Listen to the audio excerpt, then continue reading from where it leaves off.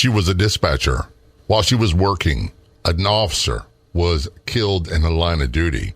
That proved to be one of many that caused her PTSD.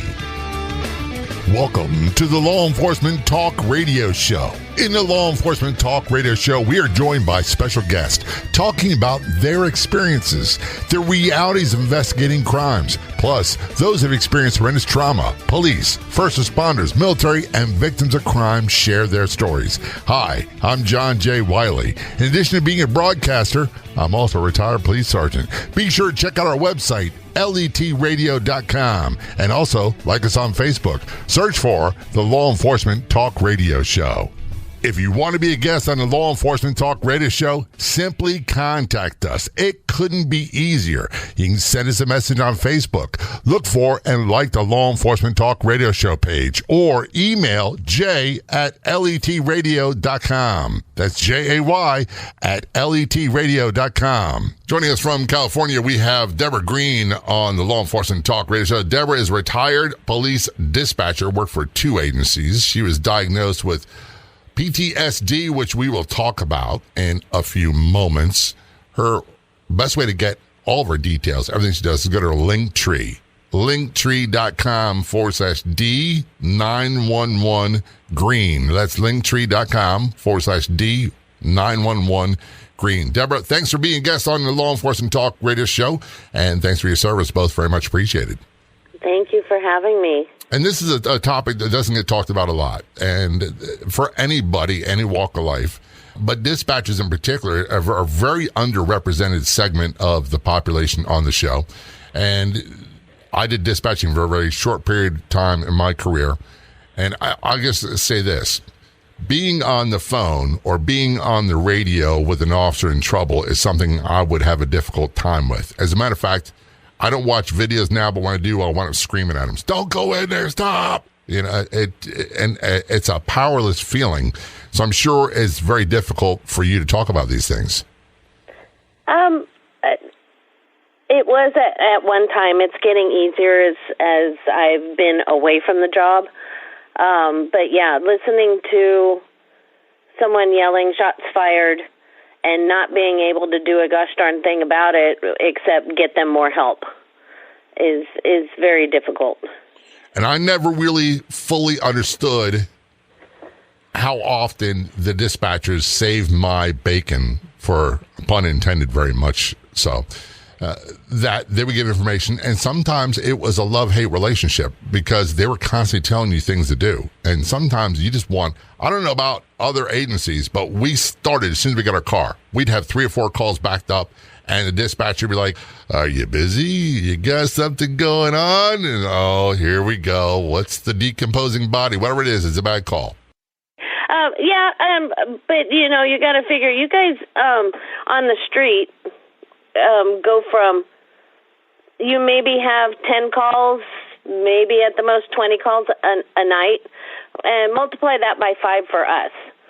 So where you guys maybe spend that time with that person on the street and getting the information and calming the situation down, or, you know, arresting somebody, taking them to jail, as soon as we hang up that call, we're on to the next one. So it's so much.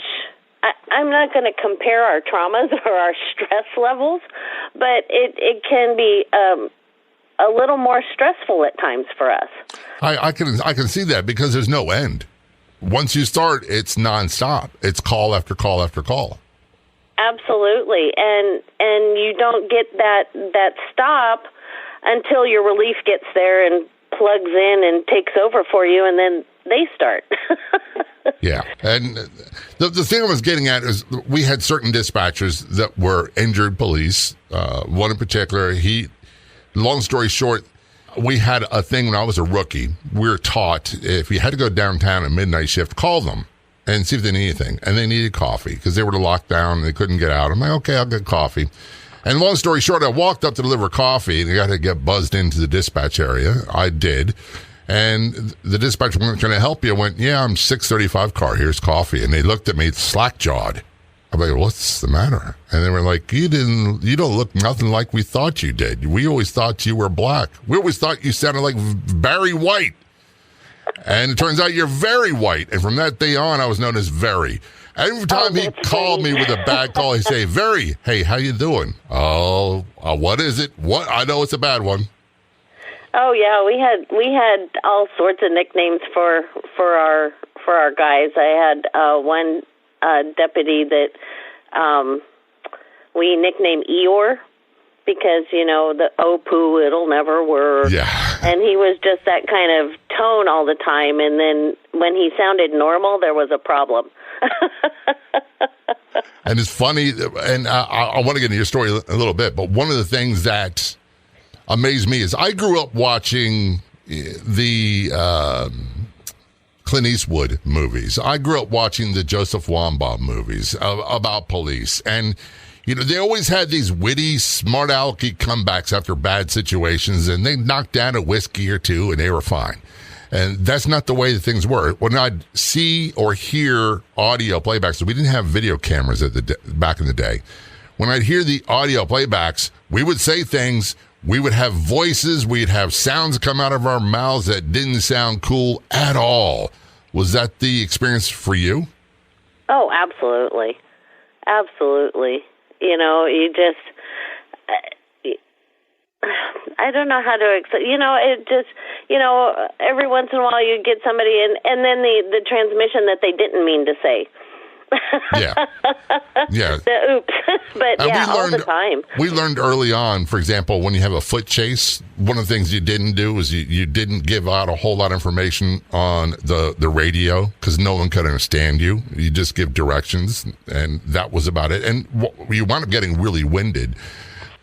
One of the things that happen is when I get really excited and I get really, really emotionally spun up, you can tell in my voice right away. And you could even tell when the dispatchers, when they got used to you, they would know by the tone of your voice whether you're okay if you asked for backup or not. They would start sending it. They could tell right away that you weren't right. Oh, absolutely. And that's one thing, being a dispatcher, is that you learn to diagnose a problem by the tone of people's voices, not only on the radio end with patrol, but even on the phone, talking to the general public. You can kind of determine what level of anxiety or stress level that they're at because of where they're at on the tone scale. How would you describe the stress level for you as a dispatcher for the two agencies you work for 28 years? Well, you're taught to be almost robotic, kind of monotone, because what your job is as a dispatcher is to keep the person on the other end of the radio or the other end of the phone, keep them calm and get them the information.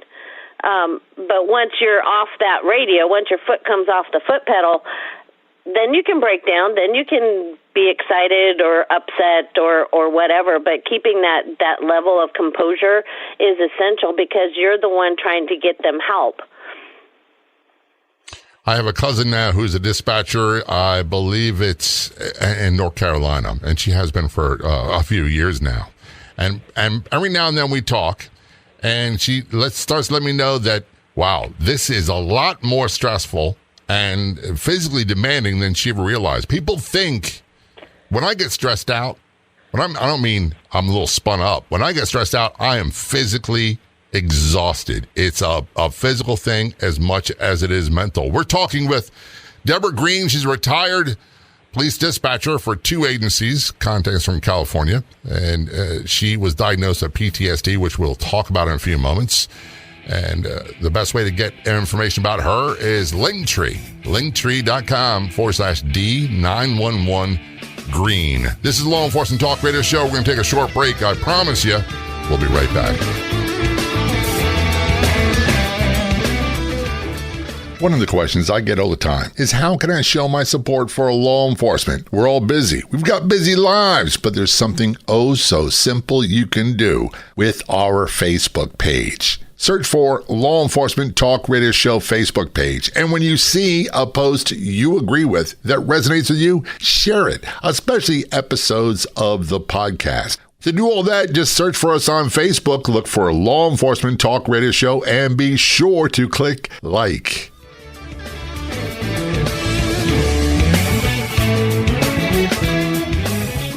Return to conversation with Deborah Green, retired dispatcher diagnosed with PTSD.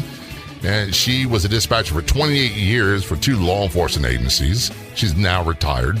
Best place to get more information about her is online, linktree.com/D911Green.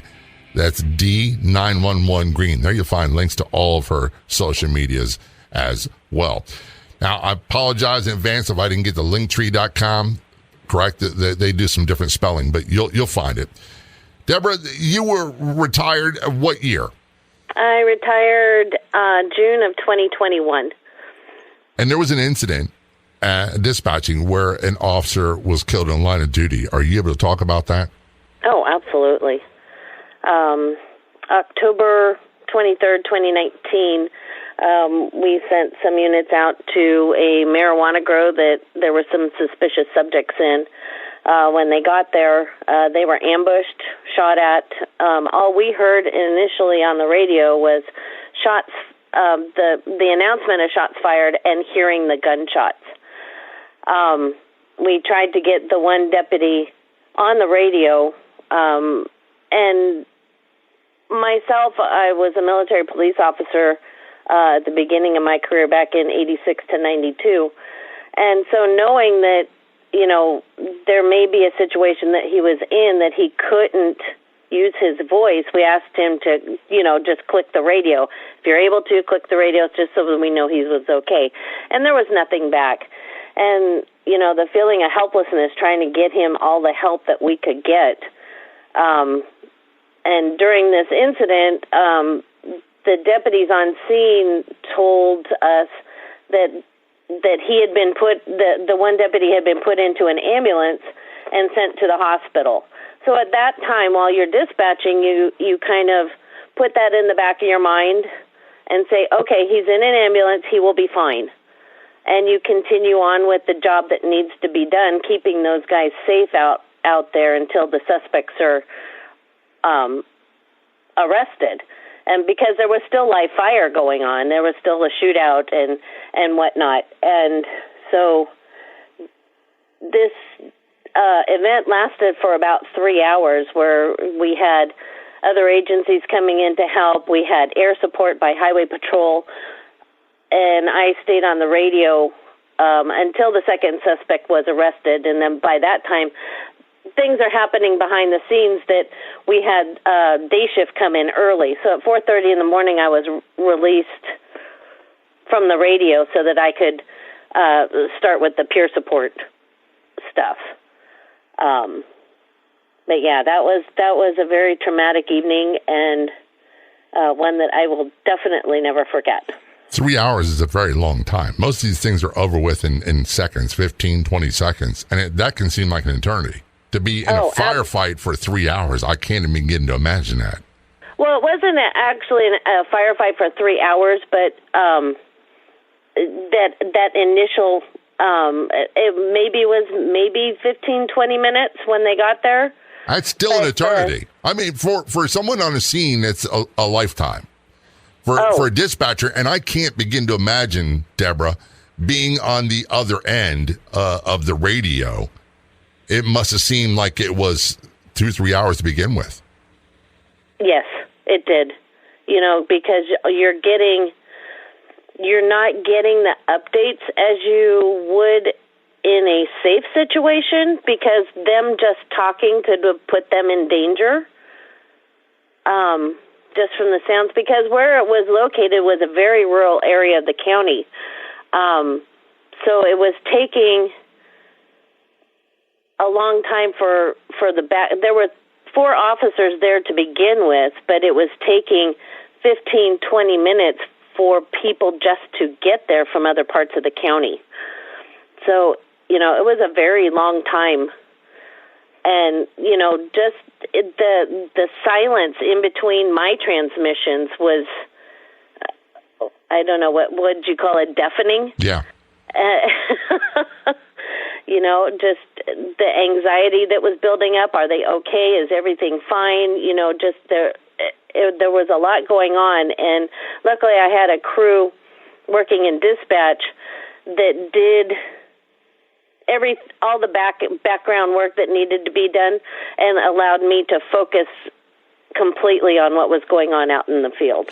One of the things that happened to me, Deborah, during really bad shooting situations is what people call auditory exclusion. And the best way I can describe it, and I get tunnel vision, and things would slow down, time would slow down, you could see things and really focus on the threat at hand. But, for example, one of the last shootings I was in, I had another sergeant sitting next to me in a patrol car, and he was yelling for me not to get out of the car. And the best way I can describe it is I could hear almost like a TV in another room. I couldn't tell you what he said. When you're a dispatcher and you're focusing on sound only, how difficult was that? Was auditory exclusion part of the deal, part of the problem, or did you find another way to get a hold of the scenario? I don't know if auditory exclusion. I kind of went into my training to just document and get them help and things like that. I later, about 6 months later, I went and read the call, pulled it up, and read the call because I was writing a request to nominate someone for an award for that incident. And as I'm reading through, I couldn't remember half of the stuff that I was reading that I did. It was like I did it and then put it aside so that it didn't traumatize me further, if that makes any sense. I just completely forgot what was typed, what happened. It was quite amazing to go back and read it. It really was, and try to remember that I actually did that. Right. Well, a lot of times people think that you're covering something up if you don't tell. I couldn't remember a lot of things, and specifics like how many shots are fired, I couldn't tell you. I could give you a guess. Until I counted the rounds, I couldn't tell you. What was the status on the officers involved in this call? So there was one officer that was shot and killed. Another officer that was a ride-along. He was an applicant for the department, so he was doing a ride-along. So he was armed, but was working for another department. So he was shot also and was not able to go back to work. Another officer, there were two others there that were not injured, but one of them never came back to work. Another would come back for a little bit, leave, come back for a little bit, leave, until he finally retired just before I did. So nobody involved in that incident is there now. All that's understandable, and when we return, we're going to talk more about, some would like to use the phrase, the unseen scars. There are plenty, and I always say if you are in policing for any period of time, you're going to get dinged up. You're going to experience these things, and we're going to talk about how Deborah, as a dispatcher, experienced these things, how she got diagnosed, what the effect was on her, her family, and more importantly, what she did with her life after. You can find us on Facebook. Look for and like the Law Enforcement Talk Radio Show Facebook page. This is Law Enforcement Talk Radio Show. Don't go anywhere. We will be right back.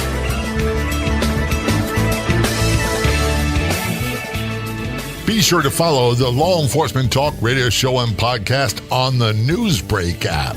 Newsbreak is your #1 local news app for current events, free live news for you and your community. Download the Newsbreak app today for free, and be sure to follow the Law Enforcement Talk Radio Show and podcast on the Newsbreak app.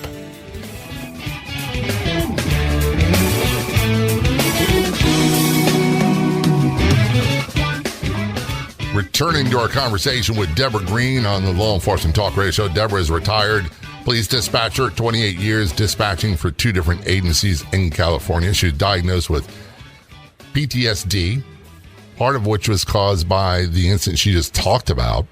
where deputies were involved in a firefight. One was shot and killed, others were shot, and it was a tremendous impact on her and the agency as well.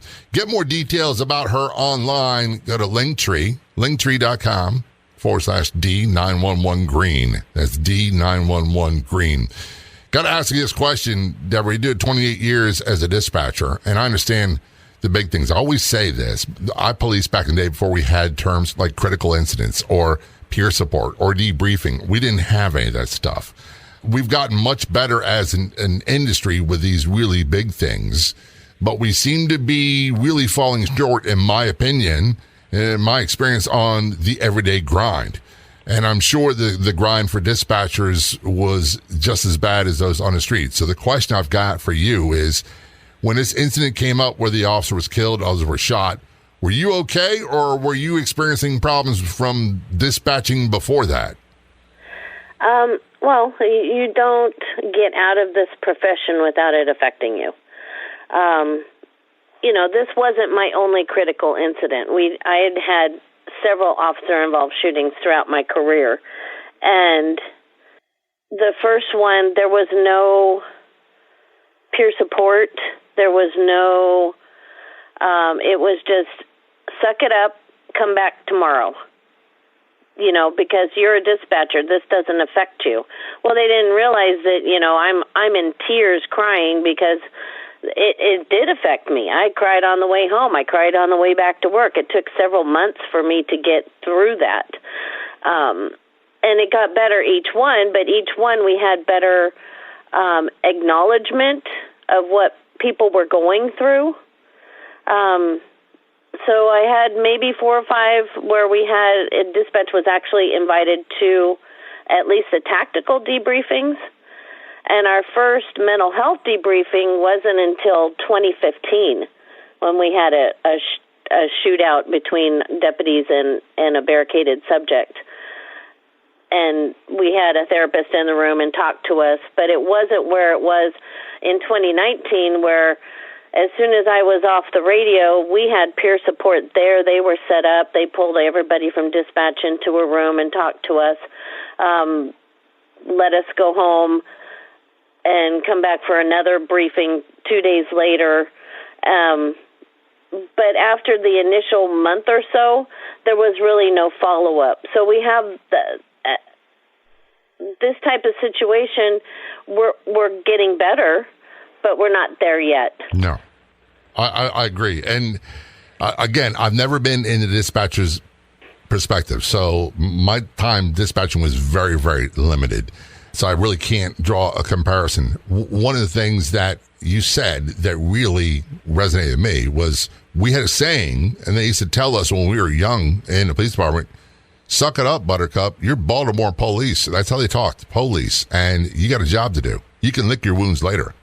And that's what the old timers did, and that's what the new guys did. And our idea of debriefing was after particularly bad incidents, we would get a case of beer and go to a parking lot and drink beer and talk. That's what we did. And that was, I think it worked up to a degree, except for some people, alcohol became a problem. But we never had dispatchers there. They were always in another part of the city. How did you guys find a way to get your center back afterwards? Kind of, you talk about it in the room. I mean, you're stuck in this same room with these people for 8 to 12 hours, depending on what your shifts are. And so, as working in a rural department, we weren't as busy as a metro department, so we had the time to talk to each other and do our own peer support and work through that. Back in 2015, 2016, I started in therapy because of something outside of work, and that helped give me the tools to know that I was having a problem, and so after my incident in 2019, I was able to make those appointments for emergency therapy and get in there and talk about it. And had I not been doing that already, I think I would have been a lot worse than I am. And not to sound judgy when I say this, one of the ways that we got better at what we did, and I think it's human nature, is that we would second guess ourselves. Is there something I could have done differently that could have affected the outcome? How could I be more efficient, more effective, whatever it might be? And what that led to for many of us, myself included, was survivor's guilt. It was what I call the Superman complex, coulda, shoulda, woulda. And I'm not God. I'm not Superman. All I did was the best I could with the training I had. Was survivor's guilt an issue for you? Absolutely. The second guessing, did I do everything right? Did I get people there on time? It weighs down on you. Luckily, a friend of mine worked for the DA's office who came in and did the investigation of the shooting, and he pulled me aside 2 days later and said that the first thing that they did was listen to the tapes and that I did nothing wrong. He wanted to make sure that I knew that before the official report came out because he was concerned because it affected me so much. Did that help when they said you did nothing wrong? That you did everything the right way? Because a lot of times I'm sitting there thinking to myself, Deborah, when people said it to me, I'm like in one ear and out the other. It felt good, yeah, but I didn't believe it deep down inside. Yeah, the same. It took a little bit of that weight off of me, but you still second guess everything that you did. Did this go correctly? And, I still kind of question myself to this day whether I did everything correctly. Look, you're preaching to the choir. I get it. And it took a long time for me to realize I'm not God, I'm not Superman. All I did was the best I could. And sometimes it wasn't all that great, but other times it was stellar. And a lot of people I worked with did some stellar, heroic things as well. We often didn't talk about it. We could talk about the funny things between dispatchers and police that happen all the time, but I wanted to focus on your story. And one of the things that I think a lot of people don't get, and we will talk about in the next segment, are dispatchers, first responders. We'll talk about that in a moment. I promise you that. But I don't think a lot of people really realize that just because the physical danger is not there, that the blood pressure, the adrenaline, all those things that can be negatives still exist for you. Yes, very much so.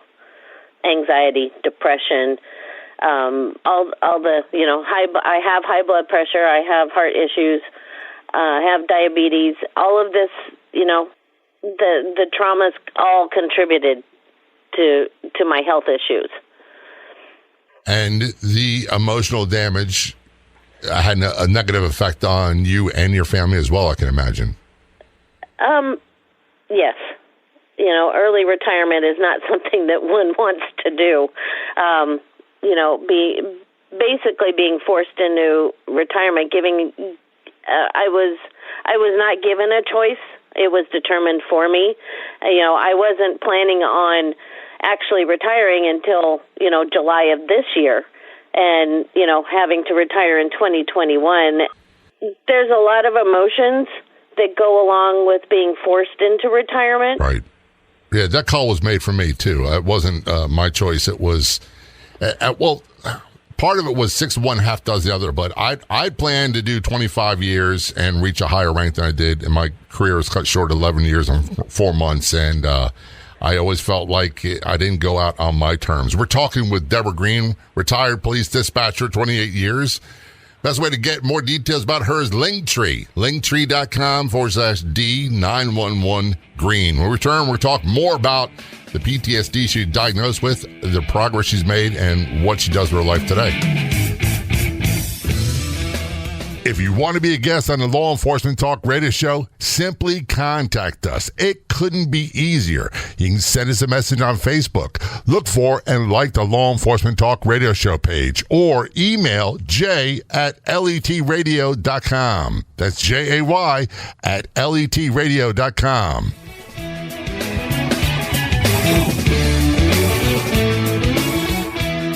Return our conversation with Deborah Green on the Law Enforcement Talk radio show. Deborah is retired police dispatcher, 28 years dispatching for 2 different agencies in California. Best way to get information about her is linktree.com/D911 green. That's D911 green. I hate to cut to the chase. I don't want to sound like I'm fast forwarding through, but you got diagnosed with PTSD, or as you call it, CPTSD. What is the difference? There's the 2 of them. So you have a PTSD from the single incident, but then the complex PTSD, which is acquired over 28 years of trauma, and then you have the one incident that just ruined your life. Yeah, and that's the way I put it for me. And my wife, I call her the boss. She fully understands that there's things I have to do. I claim this stuff, and I didn't start it. I didn't cause it, but this is what I got to deal with. And a reason why I say that, Deborah, is there was a period of time when my daughters were very young, and the best way I can describe it as an analogy, I was like an arterial bleed, and I was bleeding all over everybody, but I was focusing on, look who caused the injuries, instead of let's find a solution, or let's find a way where we can live a better life in spite of. Right. Yeah. After the incident, 2019, we roll into 2020, we got COVID, you're putting a trauma person into 4 walls and not letting them leave, not letting them do what they normally would do. And then along comes, I have a supervisor that doesn't know how to deal with trauma. So I was taken into that. So, there was this perfect storm of things that happened, and my poor family just had to deal with me, even though I was going through therapy. You still have my husband just was the target of a lot of anger that I had. Yeah. And God bless him, he's still around. You said anger. That was that was the most visual thing that people saw, was the anger. Right. And I tell people that anger is a great tool. It's a normal human emotion, but it's designed to be used to keep threats away. And what happens is it winds up keeping everybody away. And then you're like, well, why is everybody abandoning me? And then you get angry over that. My anger was so irrational.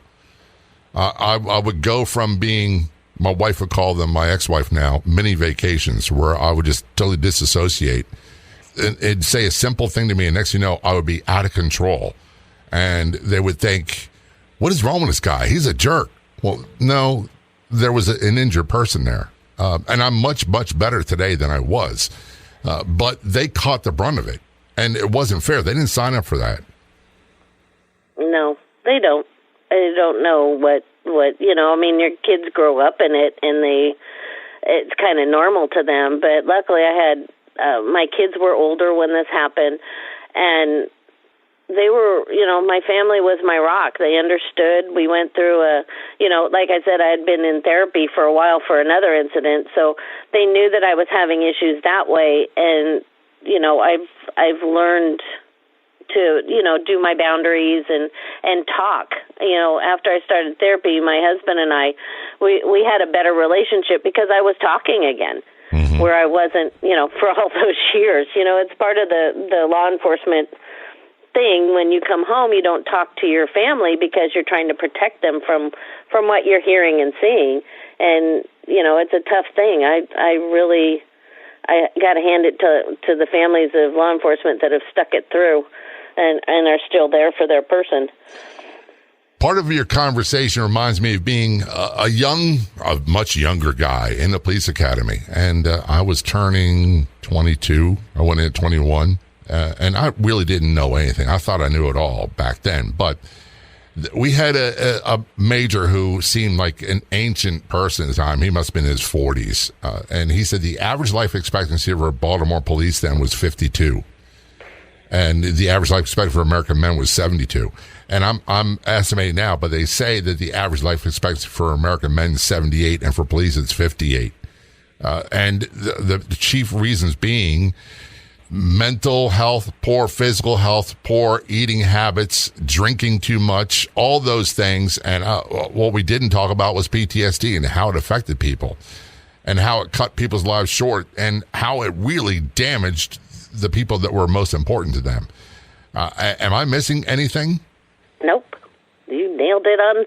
You nailed it. That's it exactly. And this year there were more suicides by cops, first responders, right. Firefighters and dispatchers and medics than there were actual officers killed in the line of duty or firefighters killed in the line of duty, which says something about the state of our profession. Yeah, and we think we're making progress. Well, there's two populations. There's inside the industry, and I love police. I really do. They've got what I really can't stand are the so-called tactical experts, and they're like, well, if I was there, I'd have done this. And you weren't there, so shut your pie hole. You're not helping. The other one is everybody outside of it, and they may not understand, and they have high expectations, and that rightfully so, of their police for behavior and all those other things. But what they don't seem to have, and we don't seem to have really well on either side, is an understanding and solutions. Correct. And that's what I'm trying to work with now that I'm retired is working with my congressman. There's a couple bills that are going through that I've got to get with him regarding first responders and mental health, and also putting dispatchers as first responders, because at the federal level, the dispatchers are classified as clerical. We're secretaries, according to the federal government, when that's not the case. And as soon as we can be classified at where we need to be as law enforcement or fire professionals rather than secretaries, it's going to start getting better for at least dispatchers. But we also have to look at what are we doing to our cops, and what, the administrations need to be more aware of what's going out on the street with our mental health. Yeah, because someone's going to pay the bill, and the bill can be really high. And here's part of what's happening. We have so many officers leaving, so many retiring that would stay longer, that we have forced overtime. We have people, and they're not getting a break. And part of the problem I had was the best explanation I was given, I think, was Joseph Wamba said, police work is 95% boredom. You go from absolute boredom to sheer adrenaline dumps, and it's a life or death situation. Sometimes that would happen multiple times a shift. And that was the way things were for us. But we have so many officers now that can't even get a break. They can't get 8 hours away from that because they're being forced into overtime. And as much as I love them, our admin seems to forget where they came from. And they toe the political line of the parties that be. The mayors, the executive branch of the government, they're the ones who call the shots when it comes to policing. And you can argue that point all day long. I'm amazed and surprised at two things. Number one, dispatchers, in my opinion, are very much first responders. What people get hung up is on the responding part. If they're the first line of communication, they're the ones who keep the people responding safe, but they pay a price. There's nothing wrong with being a clerk or a clerical or a secretary. There's nothing wrong with that at all, administrative assistant. But our dispatchers deserve more respect than that, and they pay a heavy price. One of the things I'm really amazed at, I'm getting on my soapbox, is that you are working on getting legislation to get that changed in your state. Well, California is working, has already declared dispatchers as first responders. It's the federal level that I'm trying to get a hold of my congressman to work with. But the political climate in Washington, and I'm not getting in politics, but it's not allowing that process to happen at this time. So the more people we can get to contact and get that changed, the better. What's the best way people can get in touch with you and find out and keep up with what you're doing? The Linktree. I'm on Instagram. I'm on LinkedIn. I'm on TikTok. I'm on Twitter. And, if anybody just needs an ear, I'm always here to to let that person talk and to, give some healthy advice. Well, Deborah, thanks so much for your service, and thanks for being guest on the Law Enforcement Talk Radio Show. Both very much appreciated.